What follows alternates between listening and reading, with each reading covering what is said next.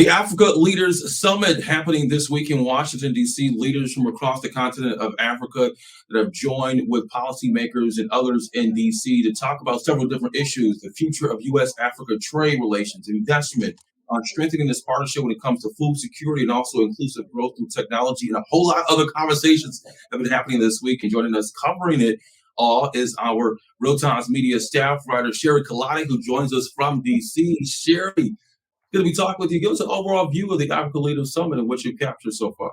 Absolutely. Thanks so much for having me, Andre. This week has been exciting, chock full of political leaders, African worldwide leaders, just all converging upon Washington, D.C., this nation's capital, to talk about some key issues that are really going to impact Africa in the future. And also, President Biden, he made sure to talk about the importance of this long-awaited summit. He really made this a sense of urgency. In a global food crisis, and nowhere is it felt more keenly than on the African continent. Last year, nearly 120 million people in Africa faced acute food insecurity. And only halfway through the 2022, the drought struck and the food costs soared, in part due to Russia's unprovoked war against Ukraine, and the number increased to 140 million people facing acute food insecurity in Africa. And so, what have been some of the issues that you've been covering? You got an article out this week and more reporting on the way. What are some key takeaways from what you've covered so far? Absolutely. We've talked about, or I've covered at least, the youth diaspora, how people can really be engaged, even if they live in Michigan, California, all over the place, England as well, how they can really harness the power, the collective power of being Black Americans, people of different cultures and nationalities, how they can really come together and help Africa, their motherland. And being a young person, also, young people make up a huge percentage in population of Africa. And if they really get together as well and continue in their efforts, a lot can be done. There's also a lot of deals taking place with different countries, and there's a lot happening in the health sector as well. So it was just an overall combined effort of just continuing to talk about how to push Africa in the right direction. We love that. Also, now, your husband, and you gave us the permission to get a little personal a little bit. So your husband is Nigerian, right? And you've had the chance to Nigeria a few years back.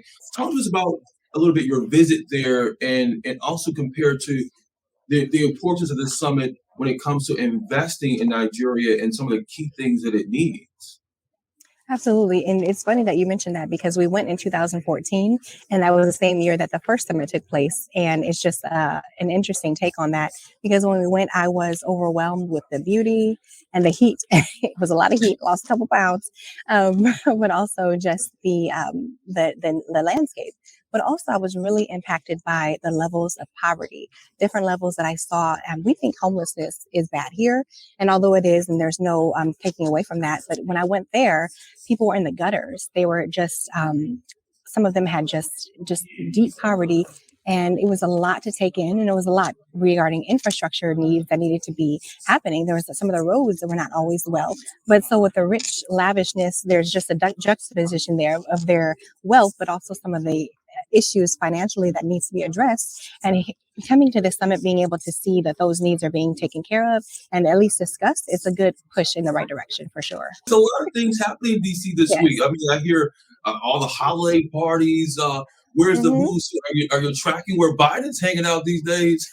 Yeah, there's recently a spousal dinner. So the president's wife, Joe Biden, she had a dinner with all the African presidents' wives. And so that was fun to watch and witness that. Oh, I'm actually talking.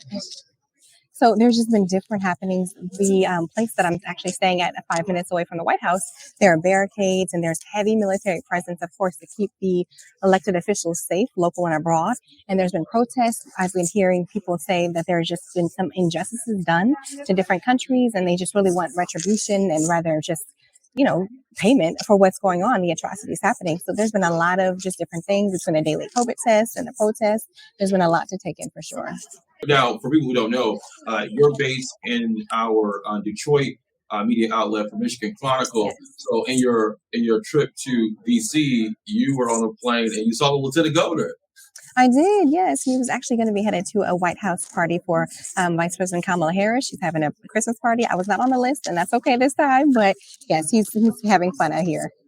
We're gonna make sure you on the list next time. I'm sure you're gonna find a Absolutely. party to get into before you come back while you're in DC. I will. I'm going to try and check out the Smithsonian too. So a couple museums there. Love that. Our Mhm. Real Times Media staff writer, Sherri Kolade, based at Michigan Chronicle. Thanks so much for joining us from Washington, D.C.